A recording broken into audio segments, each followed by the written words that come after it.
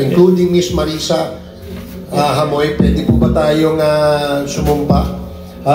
Commissioner, please administer the oath of our new witnesses.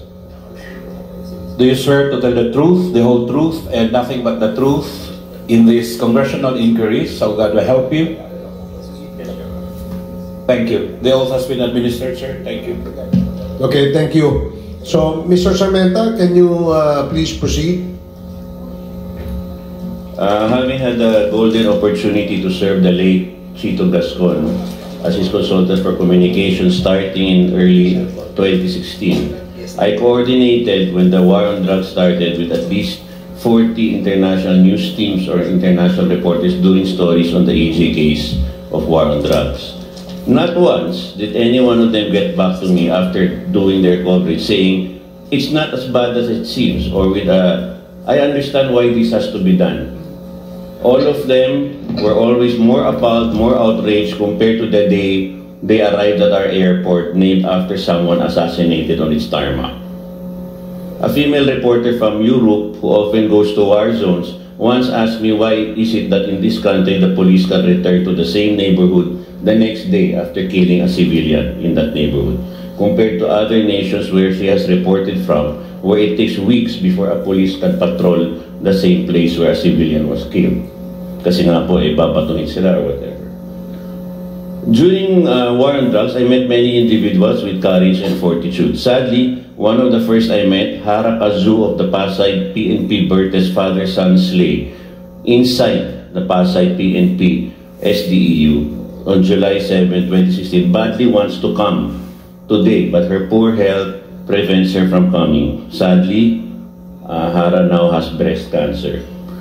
Hara was the first. She would like to request of the committee if she can give a video testimony. Hara was one of the, so ito pong mga basically what I present, some of the things I'm presenting is merely just based on my paper, no? Which is about another kind of nanlaban. What happens to the victims after nanlaban sila legally and actually lalamunin ka na sistema. Nothing will happen to your effort to find justice. So that's another angle, no, that I think we should take a look at the lawfare, the law that is happening against the victims. Wala silang nahahanap na talagang ano. Now, Hara was the first EJK widow to speak in the 2016 Senate Justice Committee investigation. During those hearings, then PNP Chief Bato de la Rosa presented the 2 shooter cups to the Senate. Nandun mismo sa Senate and promised a quick resolution. Pasay RTC released, so hindi naman po nahuli yung judicial Pasay RTC released a warrant of arrest by first quarter of 2017. But then nothing, totally nothing. Even after Hara herself bumped into one of the cops on the street, and I went quickly to the NCRPO chief then, General Guillermo Elazar, to report. So, wala pa rin. Pero si biktima nakikita. But PNP claims, hindi makita, ang gagaling nila magtago. So, soon after that meeting on the street, a year or so after, the RTC archived the warrants. Nothing happened until, take note, November 2024, when Hara herself told me she's had some scuttlebutt that one of the cops, PO2 Alipio Balo, might be incarcerated. My own networks confirmed he was indeed in the Pasay City Jail for shooting someone else. So isa pa po yun na, kung ginawa lang sana yung paghahanap or ginawa talaga yung pag-aresto, hindi na sana may iba pang nabaril. Hindi yata po EJK yung itong second biktima. The CHR has confirmed that he is indeed incarcerated there. So why did it take so many years of shooting, and then the shooting of another victim for Alipio Balo to be behind bars? So I think I would like to ask the body to demand Pasay PNP and NCRPO investigate this and provide proof that Balo was not receiving his PNP pay after second quarter of 2017. Kasi I have a suspicion he still was. It saddens me that this war gave free rein to so many elements and hardly any guardrails established, even if cases like the Bertes double slay had been clear warning signals early on, very early. July 7 pa po ito.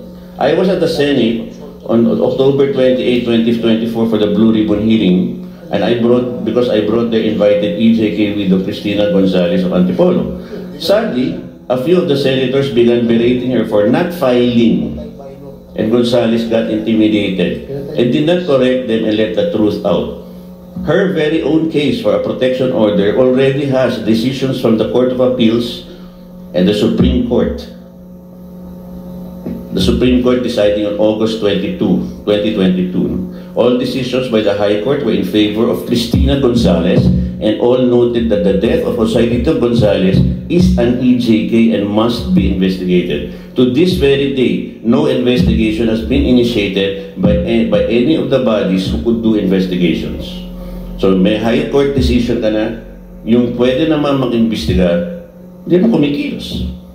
Why? No? Bakit ganun? There's even a duplicity in this, no? Because once the Supreme Court announced that, actually, the state submitted that to the ICC, claiming that this is a sign that the victims can get, and the ICC rebuffed, no, this effort by saying, no, that's not even a criminal investigation. And the whole, how dubious this whole thing is that soon after, they filed again another motion for reconsideration. Pinagmalaki sa ICC na ito daw yung ano, tapos mamaya-maya, hindi nakuha yung gusto, may motion for reconsideration na naman, na ipa-file about the protection order. Gaano ba dangerous itong si Cristina Gonzalez na talagang na huwag magkaroon ng protection order. The lawyers, unfortunately she's not here today, but the lawyers, Dargon Law Office, who represent her as well as Marisa are here. No? So, monitoring these cases and regularly meeting at the affected families is an advocacy I do. No? And I stopped being with, so I'm not exactly a professional person doing this, and I stopped being with CHR when I went to Myanmar in 2018 and taught there for a year. No? So in August of 2024, I presented a paper which I had submitted on the 7th International Conference on Human Rights in Malang City, East Java, Indonesia. And that's where I put all this. My main reason for writing the paper is also to show that, kasi ang laging sinasabi, hindi naman nag-file yung victims. Hindi naman nag-file.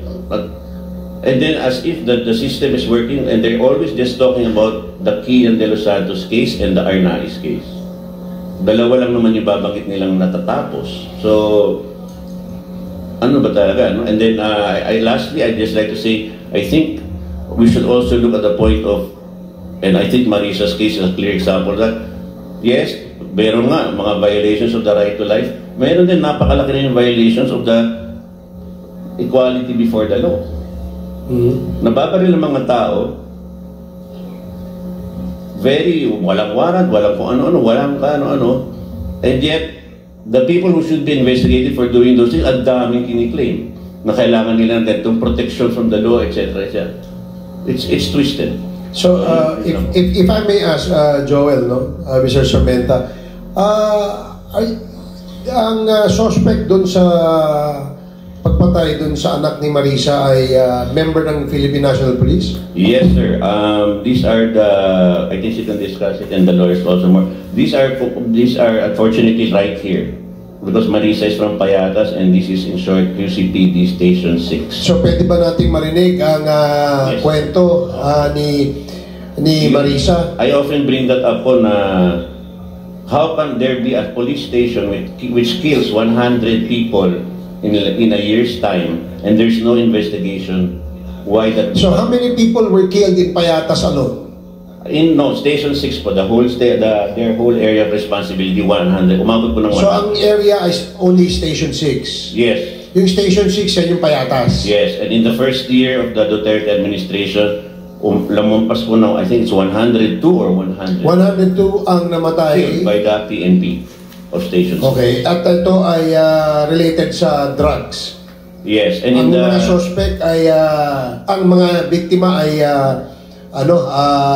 mga drug dependents? pushers? Yes, and in Marisa's case po, there was only one who was really wanted and as listed in the pre-operations report, but 5 were killed.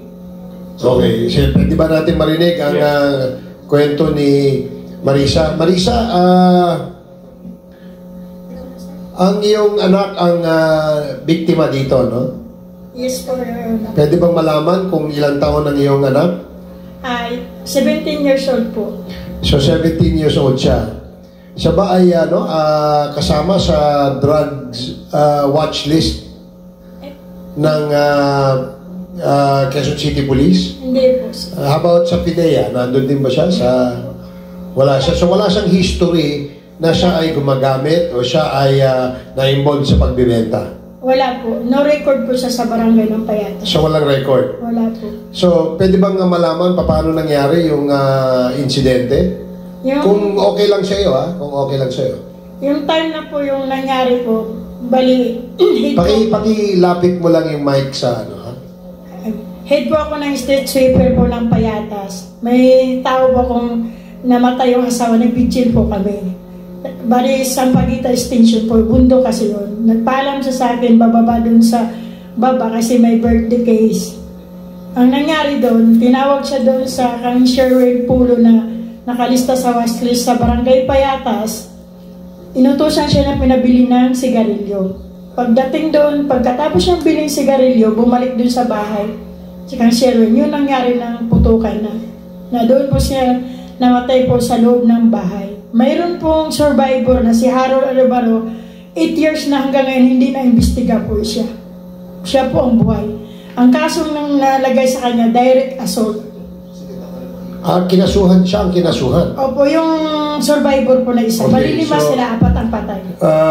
General Salvador, I don't know kung pwede nating itanong dun sa station, ano yan? Station 6? Station 6 po. O na until now, 8 years ago, the incident happened and until now, wala pang investigation na ginagawa. Yes, Mr. Chair, Your Honor, we will look into this. We will check the record, Your Honor. Okay, salamat. Thank you. So, sige, Mr. Sarment. Regarding Harold Arevalo po, actually he was acquitted on November 17, 2017 for the direct assault charge, which therefore belies the claim na naglaban.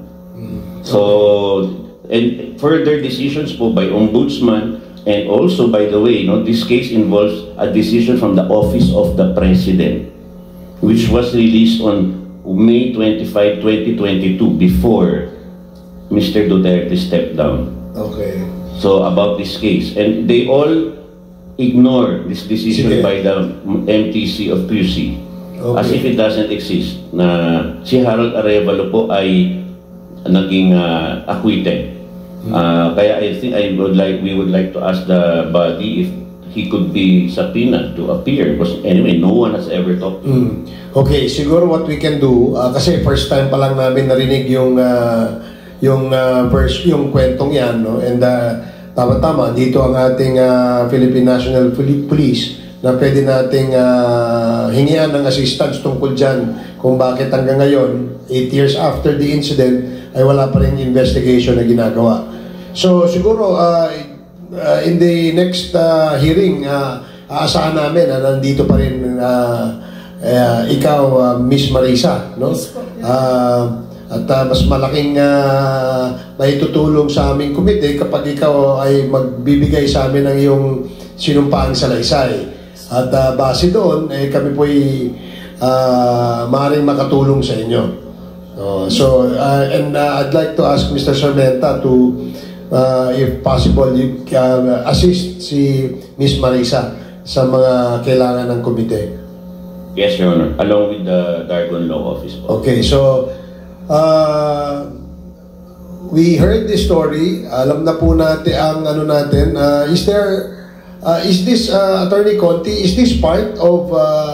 Is the story of Miss Marisa one of the cases that you handled? No, Your Honor. As they mentioned, they have their own lawyers from Dargon Law Firm. But I would affirm the fact of filing of charges against the victims po. Marami din po kaming kaso na ganyan na kung sa kanila po yung survivor, kinasuhan ng frustrated murder, sa amin yung iba patay na, kinakasuhan pa po. Kasi parang ang gustong sabihin ng pulis, totoo na ano to, na nanlaban, totoo na drug addict to, o kung ano man. Kaya kakasuhan nila ng illegal possession. And that is pointless. Kasi po hindi pwedeng kasuhan ng patay. Kaya po, perhaps as a suggestion, Mr. Chair, perhaps the PNP could identify how many cases they have filed against deceased persons or even those that are drug-related, para makita kung may silbi ba to sa atin at kung gumagastos na ba tayo ng pera sa wala dun sa kanilang naratibo na mali naman pala. Okay. So, General Salvador, I hope we took note of the statement made by Attorney Conti, and that data would also be helpful so sa committee in the writing of our committee report. Can you submit to us the data that Attorney Conti has just mentioned? Yes, sir. Okay, thank you. Yes, Congressman Abante. A while ago, Congressman Romy Acop asked a question to the Philippine National Police on the issue of how many thousands of those na nanlaban, in fact, in our last Quadcom hearing, Mr. Chair, binanggit ko pa nga na if there are more than 7,000 na mga biktimang nanlaban, there should be more than 7,000 also evidences of that in the crime lab of the Philippine National Police.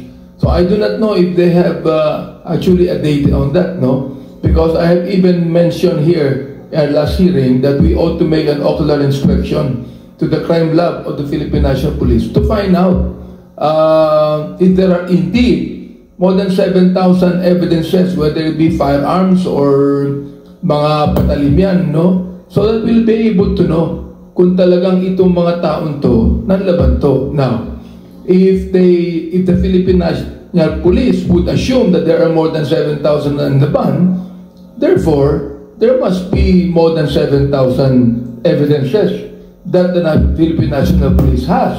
If not, then yung mga kulang ang mga ebidensya, hindi nanlaban yung mga yan. Sapagkat alam ko naman na yung mga evidence na yan, I'd like to ask the Philippine National Police, di ba?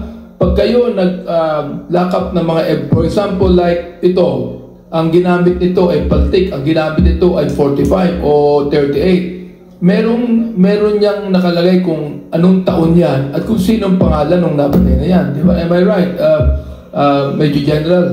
Yes, sir. Yes, Your Honor. It's all in the disposition of the forensic group, Your Honor. Of the crime lab. Who is the head of the crime lab right now? Right now, Your Honor, is Police Brigadier General Sembrano, Your Honor. I'd like to make a motion, Mr. Chair, that we invite the head of the crime lab to appear in the next committee Quadcom hearing so that he will be able to give us the data or explain to us the evidences that has been in the crime lab, Mr. Chair. So I move. There is a motion as stated by Congressman Abante, duly seconded. Are there any objections? Hearing none, the motion is approved.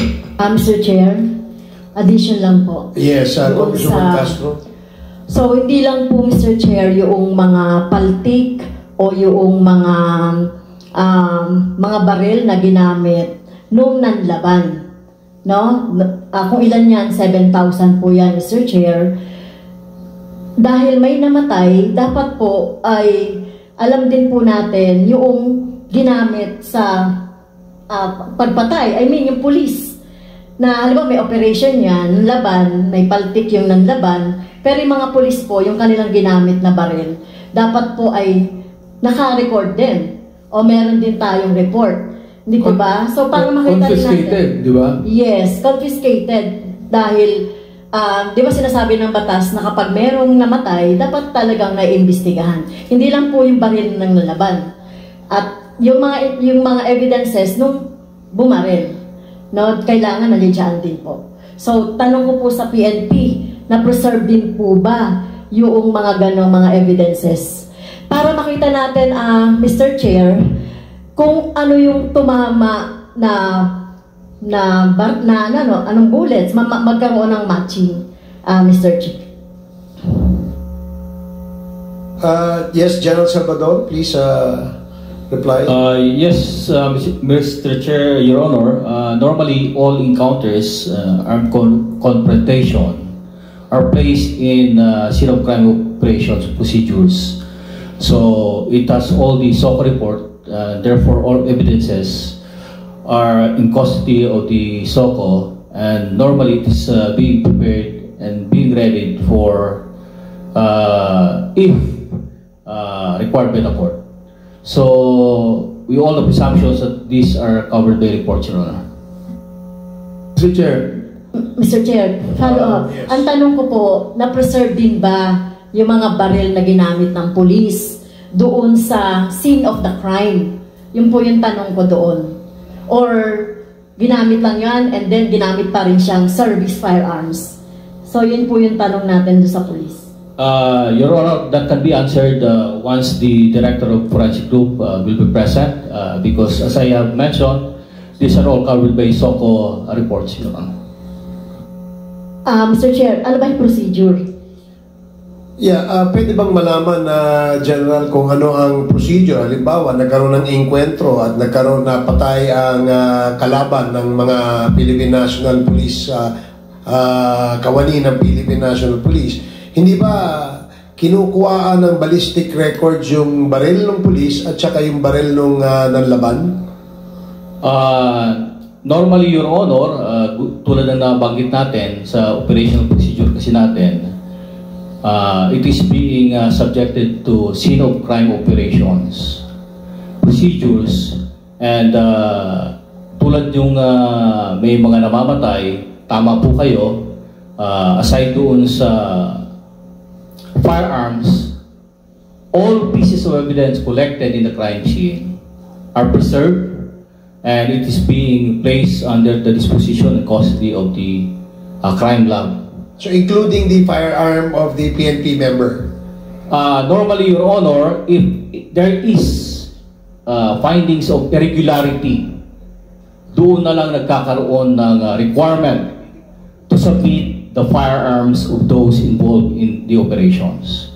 So long as the findings is within the regular performance of the duty of the police officers, most likely hindi na po nire-require yung gano'n. Okay. So If there's only a findings of irregularity, Your Honor. So yan yung SOP, no? Yan yung kapag may findings of irregularity, then you confiscate the firearms. Pag wala, hindi kino-confiscate. Hindi po, Your Honor. Kung ano lang yung na-collect sa crime scene, yun lang ang pinipreserve natin. Does that satisfy Congresswoman Castro? Mr. Chair. Mr. Chair. Congresswoman Castro first. Sige. Mr. Chair, parang may mali doon. Diba? Kasi may namatay ng laban. So ginamit yung baril ng police para ma-apprehend o mamatay yung kalaban ng police. Your Honor, ang problema, Mr. Chair, para makagawa tayo in aid of legislation, no? Parang tingin ko may mali doon. Kasi hindi ko naiimbestigahan eh. So kailangan maimbestigahan. So kahit man lang, ito yung tinatawag nating presumption of regularity. No, dapat ma-define yan talaga kung paano, no? So hindi pwedeng may namatay na lang, tanggapin na lang yan kasi nanlaban yan at adik yan, whatever. Yeah. Well, so yun po. Mr. Chair, related doon sa sinabi ni Congresswoman Franz Castro, no? Ano ba yung procedure nyo? For example, like we know for a fact that not all of the victims' relatives would file a case against the police, correct? So, kung hindi sila mag-file ng case, Major General, anong ginagawa ng ating kapulisan kung meron pong napatay na nanlaban na hindi nakapag-file ng anumang complaint? Tulad po na nabanggit namin, aside sa SOCO, meron po tayong motu proprio investigation na kinoconduct ng Internal Affairs Service. So lahat po ng ganung nanlaban cases, encounters, there is an independent investigation being initiated by the IAS. At, Okay, independent po yan, no? Yes po. Ngayon, ito. Nabanggit nyo kanina that you only confiscate the firearms when there is irregularity. Alright. Tama po yan. Now, anong ginagawa ninyo sa ating kapulisan when there is irregularity? Well, due process is initiated by way of requiring these people to submit themselves for investigation, tulad na po na yung firearms, and normally they are being held under restriction so that they can answer for all the investigations being initiated by the unit. So yun po yung proseso para po magiging impartial in investigation, hindi maka-influensya yung involved. Normally they are being held under restriction or being relieved from the positions they previously hold. Do you have a list of that, Mr. Chair? Do you have a data, a list of those that those policemen that have killed in response to the action of the victims? Do you have a list of irregularity na mga police natin or wala? The better office that can respond to that, Your Honor, is the Internal Affairs Service. All right, Mr. Chair. So I again would like to make a motion that we invite the head of the IAS to come in our next hearing to shed light on the issue of the mga nanlaban na mga biktima po sa ating mga kapulisan. So, I move. Comsec, please take note of the request of Congressman Abante. Mr. Chair, meron lang Mr. akong Chair? clarification. Yeah, so- With the indulgence, sige, si Congresswoman Alas na po. Castro, and then si Congressman Dapper. May na lang po doon sa topic. So, Mr. Chair, may I also move that we subpoena po, no, yung SOCO, yung report ng SOCO dito sa 7,000 plus o 7,060 ba na ng sinasabing nanlaban. So, pwede po bang I move, Mr. Chair. So, there's a motion to subpoena the SOCO report on the 7,000 deaths under investigation. Di ba DUI ang tawag doon? Deaths under investigation by the Philippine National Police, and to be submitted to the committee. So, did we get a copy? Do we have a report? So, none yet. So, maybe ask the PNP to submit those records to the committee as stated in the motion of Congresswoman Castro to subpoena all these documents. The motion was duly seconded. Are there any objections? Hearing none, the motion is approved. So, Congressman Dan Fernandez. Clarify, General Salvador. Kasi parang nadinig ko kanina kapag merong irregularity, saka lang kinoconfiscate yung mga na evidences na galing sa crime scene? Both, Your Honor, irregularity or someone who will initiate a complaint. Ibig sabihin kung may magpapile from the victim. So, ibig sabihin, yung mga ebidensya na nandun sa crime, like for example, yung mga ginamit sa panlaban. Also, pag may irregularity lang, with final decision, saka mo lang siya dadali sa crime lab? Magkakaroon po ng investigation based doon sa findings na po na SOCO. Okay. So kung nagkaroon ng investigation, tapos sa investigation, ang nagko-conduct nun, sino? Ang IAS? Ang IAS. So kung nagkaroon sila ng final decision, what happened to the firearms that was collated doon sa mga different crime scenes? It is normally becomes the evidence, Your Honor. No. But yung disposition... For example, nagkaroon ng decision ng IAS at sinabi nila walang irregularity. So yung mga firearm na nakuha, hindi na itatago sa crime lab? Pinabalik na po yun sa unit or sa individual concerned, Your Honor. Hindi. Ang sinasabi, Normally, Your Honor, these firearms are only requested by the forensic for ballistics. no, you're talking about the firearm ng police. Yes, Your Honor. I'm talking Tama about po the yun. firearm or mga weapon na ginamit doon ng mga taong nanlaban. Di ba, meron din kayong mga nakuwang mga weapon di ba? Yes, Your Honor. Doon sa crime scene. So, nung nakuha niyo yung weapon at the personality na involved were subjected to an investigation, and it was decided by the IAS na walang irregularity. What happened doon sa mga weapons nung mga nanlaban na biktima? Yun na nga po, Your Honor, na nasa disposition ito ng crime lab ng forensic group. And in fact, I heard there was already a motion. Yes, I know. So, hindi mo alam na kasi parang kanina pag may walang irregularity yung mga weapon, parang I heard na hindi na siya inilalagay sa crime lab So, dinidispose na ba siya or? Hindi po. It remains in the crime lab. Crime lab. So, anong element of time na nandun siya? Anyway, Your Honor, as I believe the director of the forensic group has already been sa... Thank you, General Salvador. Mr. Chair, I'd like to ask the victim's relatives. Ano po ang pangalan niya? Sarmenta. Miss Sarmenta.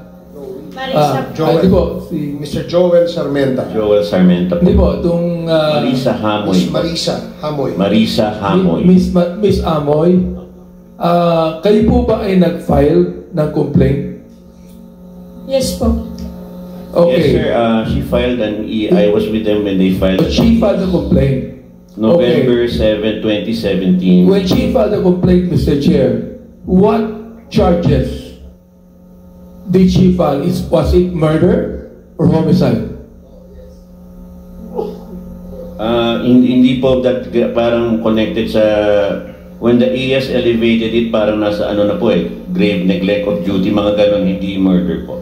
I think when Miss Hamoy would file, syempre, she would file that her 17-year-old son was killed and was murdered, correct? Pupunta yan sa IAS, correct? Yes, sir. Pagdating sa IAS, babaguhin nila, gagawin nilang homicide, am I right? Tama ho ba ako, Miss Hamoy?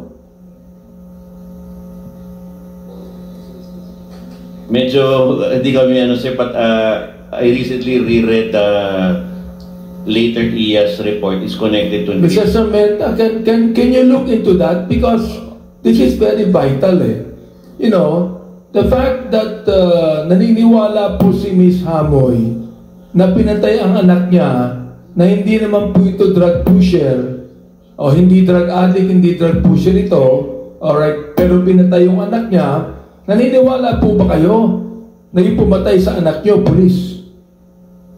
Walang question about whether it was... Okay, walang question dyan. Pangalawa, ito, naniniwala ba kayo na pinatay po ng walang hawak na patalim o baril ang anak ninyo? Yes po, naniwala. Pero po, hindi po nalaban. Correct po. Yes, sir. And as proven by the acquittal po of Harold Arevalo, the survivor, in the case filed by QCPD for direct assault. Hindi po, yung charge na kanyang dinamanda dahil sa biktima. Oo, dun sa pulis na dinamanda niya. Ibig sabihin, dapat yan, ang demanda ni Miss Hamoy would be murder. Tama ho ba ako? I can check on the ES right now, sir. Maybe I'll get back to you in a few minutes. Yes, because this is quite vital. Very important po ito. Yes. Na bakit babaguhin ng IAS ang demanda na homicide samantalang murder ang demanda ng kamag-anak ng biktima? Hindi pwedeng baguhin yan. In court, it must be murder ang demanda po dyan. And this is something that we have to look into, Mr. Chair, because this is quite revealing, no, sa atin. And I think that our people should realize this, na marami na mga demanda ang complaint ang mga kamag-anak ng biktima na hindi nanlaban ng mga anak na ang dapat i-demanda ay murder, yet nawala ng bisa yung murder. Naging homicide yan sapagkat ang katuwiran po ng Philippine National Police, nanlaban po lahat yan. Am I right, Mr. Menta? Yes, sir. Mr. Chair, I'd like also to bring up that she did file at the IAS, and there's something that's lately I don't notice that's being brought up in the committee in the past hearings. There are, in terms of the previous questions po about investigation, sanctions, there is that DOJ listing of 52 cases released on October 19, 2021, which DOJ admitted came from IAS, and it doesn't include her case. And this DOJ listing of 52 cases of October 2021 doesn't list any of the crucial or the sensitive cases.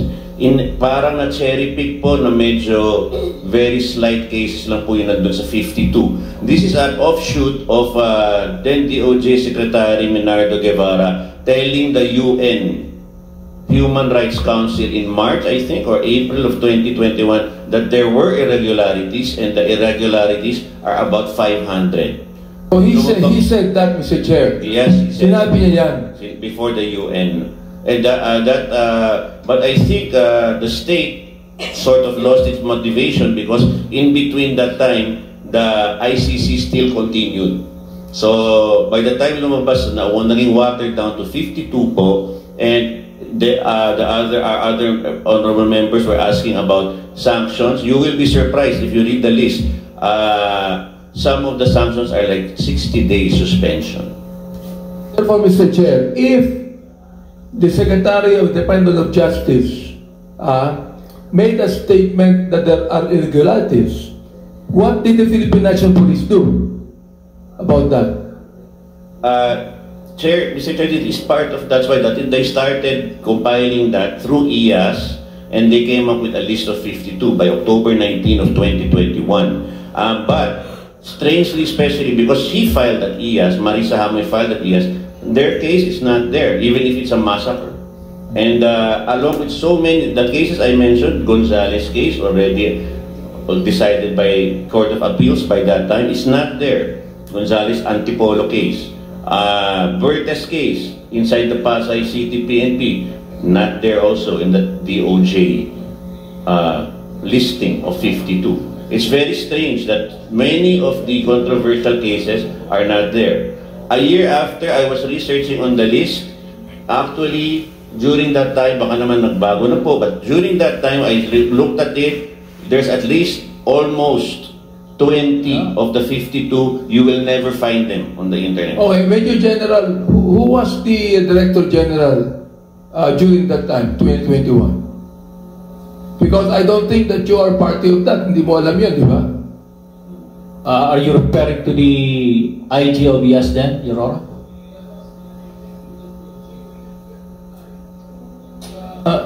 Sir, we immediately complained to him, General Guillermo Ilazar.